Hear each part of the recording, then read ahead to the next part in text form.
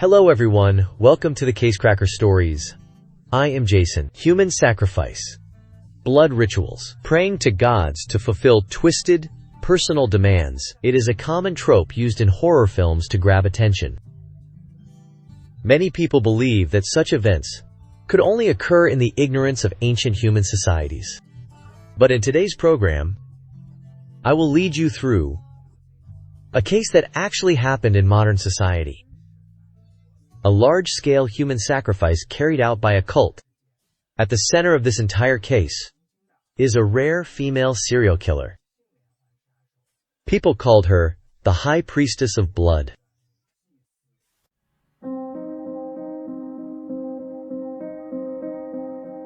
Late one evening in May 1963, in northeast Mexico, at the foot of the Sierra Madre Oriental, inside a local police station, several officers on the night shift were drinking coffee and talking casually. Although their jurisdiction was vast, it consisted mostly of mountain villages and small towns with honest residents. Public safety had always been stable. Consequently, police work there was relaxed and leisurely. However, on this day, the situation shifted drastically. Just as darkness fell, a teenage boy ran to the entrance of the police station, out of breath. He began pounding on the door with all his strength. After entering, the officers saw his face was deathly pale. His eyes were filled with pure terror. The officers on duty couldn't help but grow tense. Had a major crime occurred? But the first sentence the boy uttered, once his breathing steadied, caused the officers to relax again. He stammered, I think I saw a vampire. The boy reporting the incident was named Sebastian, 14 years old. He lived in a small village 25 kilometers away, at the foot of the Sierra Madre. A legend existed in that region. It claimed that within the numerous massive caves of the Sierra Madre, vast quantities of gold and silver treasures from an ancient kingdom were hidden. Anyone who found these treasures would possess wealth beyond measure. Growing up with these legends, Sebastian developed a deep interest in the nearby mountains. He often went up alone to explore the various caves. On this afternoon in late May, after finishing farm work for his parents, he went up the mountain once again. He began an expedition of his own. Over several years, he had visited nearly every cave near his home. So on this day, he decided to push further into the perimeter. Before he realized it, he had moved beyond the vicinity of his home village. He arrived near a settlement known as Yerba Buena. From a distance, he spotted a massive cave entrance situated halfway up the mountain. At this point, the sun began to set. The natural light was fading fast. Based on his experience, he knew the risks. Entering the cave now would be a mistake. Without sufficient external sunlight, visibility would be near zero. The interior would be pitch black, concealing everything. The logical course of action was clear. He should note the cave's coordinates, head back home immediately, return another day to investigate. But this cave was different. It bore no resemblance to the locations he had explored previously. Light was emanating from within the interior. Against the darkening sky, the glow was unmistakable. This indicated that the site was already occupied. Any potential items of value would have been seized by whoever got there first.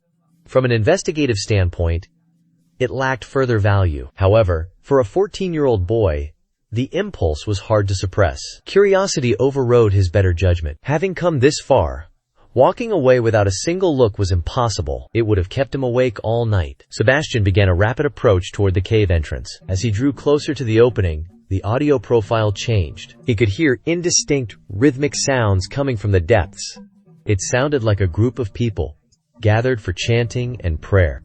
He wondered if this was a site the locals had repurposed. Had the cave been converted into a makeshift church? While Sebastian was processing this, the silence was shattered. A piercing, agonizing scream erupted from the cave. It was the sound of someone enduring extreme physical trauma. Yet, there was an anomaly. The synchronized chanting continued without interruption. The scream didn't break their rhythm for a second. Outside, Sebastian was paralyzed with fear.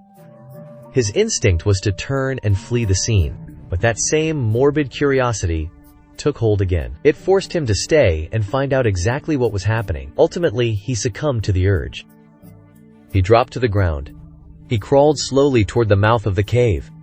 Taking cover behind a rock formation, he stayed hidden. Carefully, he peered around the edge. A single glance was all it took. Sebastian was struck by pure, unadulterated terror. Under the flickering light of the torches, the scene was revealed. A crowd was kneeling on the ground, engaged in a state of religious frenzy. Erected on the ground directly in front of them was a wooden stake with a mangled, bloody body lashed to it. The victim showed no signs of life. Standing before the corpse was a woman. She was dressed in ornate clothing, drinking something from a silver goblet. A dark red liquid dripped from the corners of her mouth, soaking into the fabric over her chest. Every indicator at the scene pointed to one conclusion. The woman was drinking blood. Sebastian grit his teeth with everything he had to suppress the scream of terror rising from the depths of his soul. He retreated from the cave entrance with silent, careful steps. Once he regained his composure, he broke into a desperate run for his life. There was no sound of pursuit behind him, and no evidence that the individuals in the cave had detected his presence. Yet, Sebastian could not shake the feeling that he was being monitored by a malevolent force.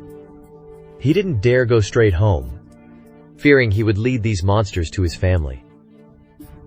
Steeling his resolve, he sprinted toward a location 25 kilometers away, the only police station in the region. When he finally arrived, exhausted, and faced police questioning, the 14-year-old boy, who had lived his entire life in a barren mountain village, was suddenly at a loss for words. His lack of formal education, combined with the isolation of his upbringing, left Sebastian unable to comprehend the exact nature of what he had just witnessed. Searching for the right vocabulary to describe it, he finally stammered, I think I saw a vampire." He then clumsily described his observations.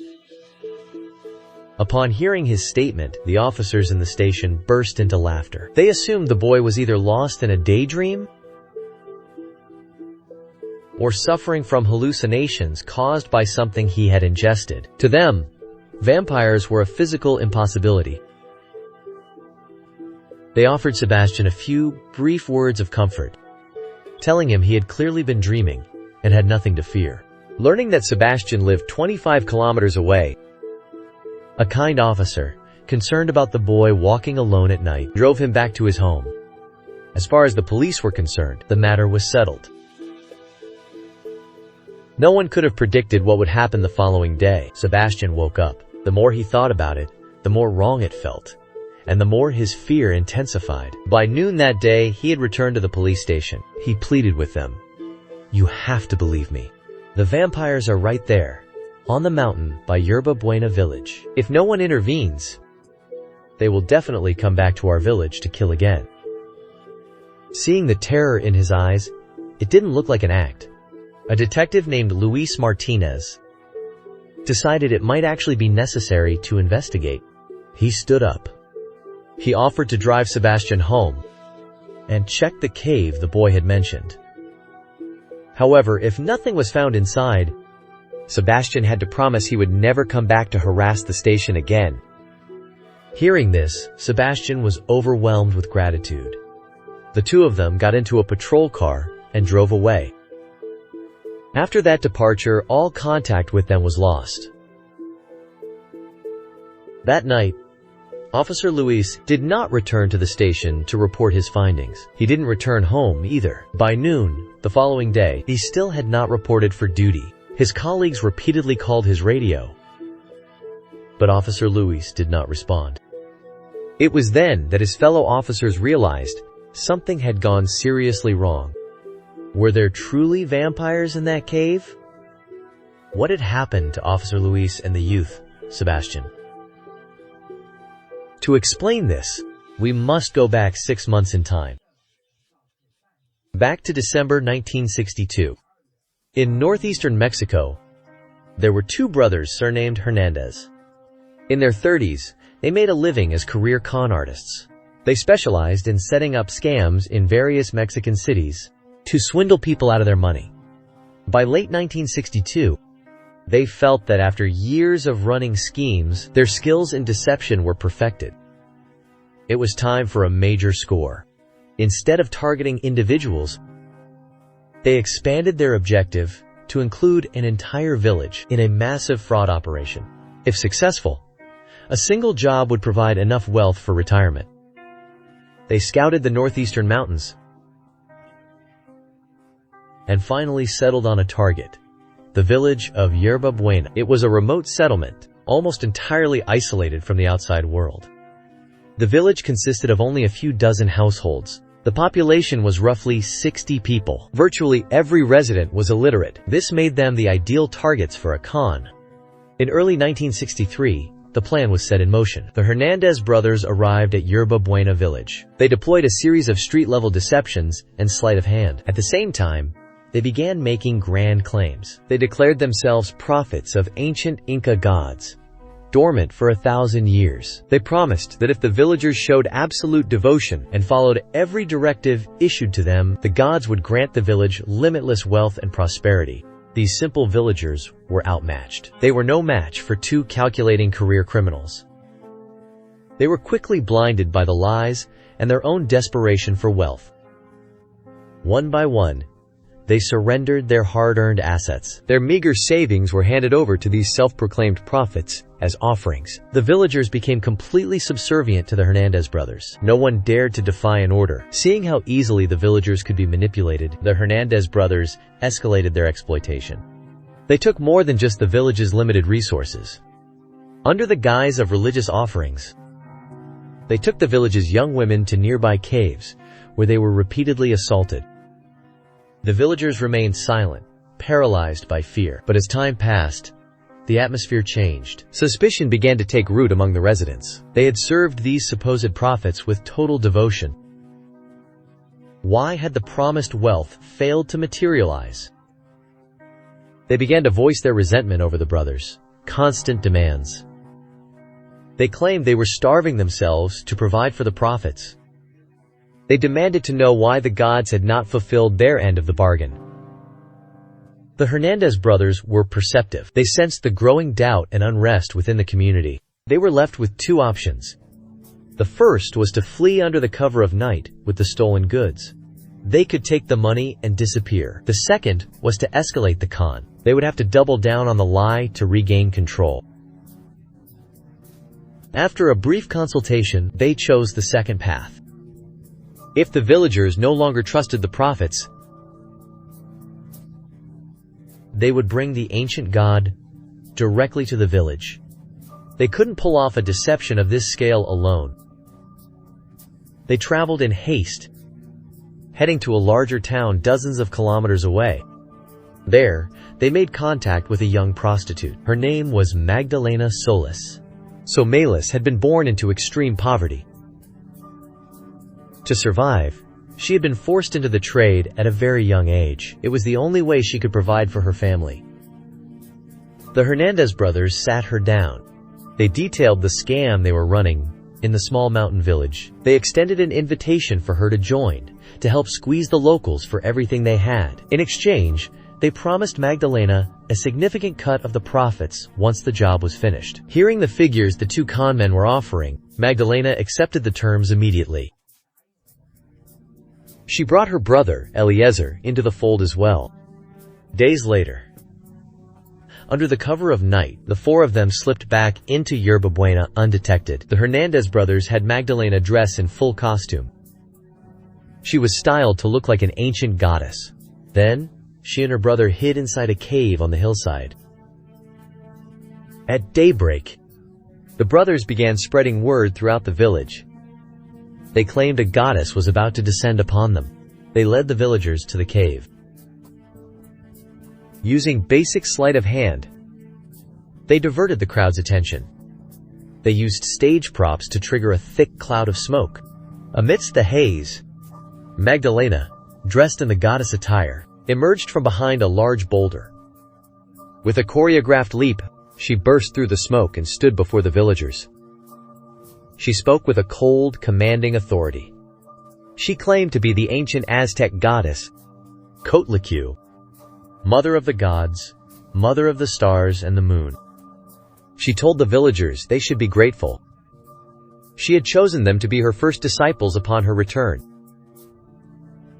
As long as they offered unconditional worship and obedience, Magdalena promised to grant the village vast wealth and eternal prosperity. But if they dared to doubt or defy her, their deaths would be slow and agonizing. These people had lived their entire lives in an isolated settlement. They had never seen a performance like this. The crowd stood paralyzed, staring in shock. After a moment of stunned silence, they fell to their knees one by one before the ancient goddess. Standing to the side, the Hernandez brothers were ecstatic. Their years of experience as grifters told them one thing. The villagers were completely sold on the miracle.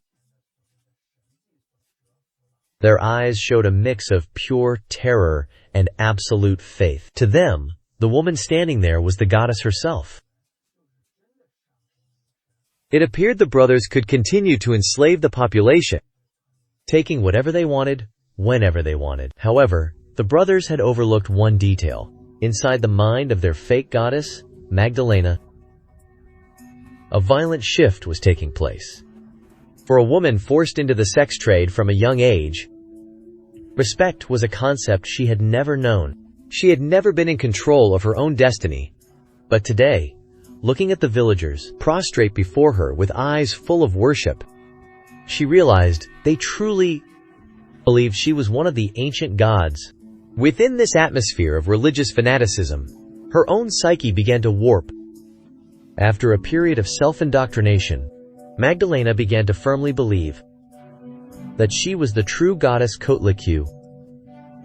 And as a woman who had never experienced the warmth of society, Magdalena was destined to be a cold and bloody deity. In the days that followed, she began to rule the village with an iron fist. The slightest error by a villager met with brutal punishment. She soon replaced the Hernandez brothers as the de facto ruler of the village. Though the two swindlers sensed that the situation was spiraling out of their control, they were powerless against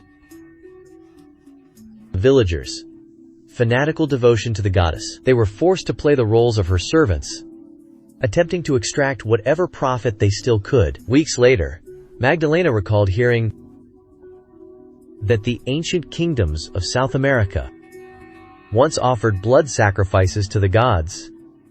As a member of the ancient pantheon, she reasoned she required blood to maintain her divine power. Consequently, she decreed that the villagers must provide her with fresh animal blood every day. The villagers began slaughtering their precious livestock daily, filling an ornate goblet with blood, and offering it to Magdalena every evening. During the religious rituals held inside the cave, she would mix the blood with hallucinogenic herbs and drink it down. Then, in a trance-like state, she continued to make increasingly harsh demands of the villagers. After some time, the village's livestock had been nearly decimated. The lives of the villagers became increasingly miserable. Finally, two villagers grew suspicious of this goddess.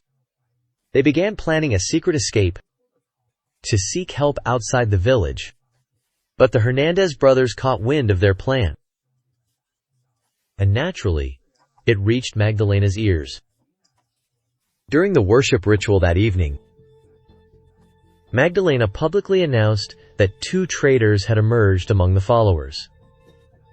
If the villagers wanted to avoid the impending divine punishment, they had to eliminate these two individuals immediately. She then identified the two villagers who were plotting to escape. They were given no chance to defend themselves. The crowd was already gripped by fear. The other followers swarmed them in a frenzy. They knocked the two suspects to the ground. With a barrage of fists and kicks, they beat them to death. It didn't end there. Their bodies were bound to a wooden stake driven into the ground. They served as a sacrifice to the goddess. It was during this ritual that Magdalena picked up a chalice. She filled it to the brim from the bleeding corpses. She tilted her head back and drank it all. Then she announced that from that day forward, she would only accept human blood as a sacrifice. Over the period that followed, whenever a ritual was performed, every villager would tremble with terror. But they were too afraid of the goddess's brutal punishment. None of them dared to be absent. When Magdalena personally pointed out the next sacrifice from among their ranks, the surrounding villagers, regardless of whether they were related to the chosen victim, would rush forward to beat them down for the goddesses. As she gained more experience, Magdalena was no longer satisfied with collecting blood from the dead. She ordered the villagers to beat the chosen victims until they were half dead, then bind them to a wooden pole. She would personally wield the knife for the final sacrifice. The 14-year-old boy, Sebastian, at the end of May 1963, caught a glimpse of a horror at the cave entrance. It was the sight of Magdalena personally murdering a villager and drinking their blood. Unfortunately, such a horrific and surreal scene, if not seen with one's own eyes, based only on the account of a young boy, was difficult for anyone to believe. It wasn't until Detective Luis Martinez, who had agreed to go with the boy, went missing that the investigation stalled. Other officers realized something was wrong. They went to Sebastian's house to investigate. The boy's parents stated that their son had not been home for 2 days. Recognizing that Sebastian's claims might be true, the police realized the situation had escalated beyond their control. They immediately contacted the Mexican army. Finally, on May 31, 1963, a joint force of local police and military personnel arrived at Yerba Buena. The village was silent. Not a soul was in sight. The unit began tracking footprints leading up the mountain.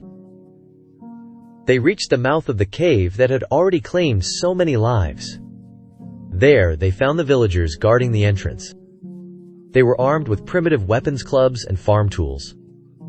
They shouted incessantly, claiming they were there to protect the goddesses. The joint force opened fire. They launched a full-scale assault on the cave. Nearly half of the villagers were killed by gunfire during the conflict. Hernandez, the primary instigator of the tragedy, the brothers were also gunned down in the chaos. After the police breached the cave, they apprehended Magdalena and her brother, Eliezer, in the deepest reaches. At the altar, they discovered the remains. The bodies of Detective Luis Martinez and the youth, Sebastian, were recovered. Their chests had been pierced through. Their hearts were missing. Without question, they had become Magdalena's latest sacrifices. Police estimate that the moment Magdalena saw Detective Luis in his uniform, she knew the situation had been compromised. After inciting the villagers to murder the officer and the boy, she anticipated that more police would follow to investigate. It was then she ordered the villagers into the cave, demanding they defend this so-called holy site to the death. Following the fall of the cult stronghold, police discovered 3 bodies inside the cave. Another 12 bodies were found within the village of Yerba Buena. The death toll attributed to Magdalena was at least 15 victims. However, Mexican authorities estimate the true number of victims likely far exceeds that figure. Ultimately, Magdalena and her brother were both sentenced to 50 years in prison. The surviving villagers were all classified as accomplices. Each received a 30-year prison sentence.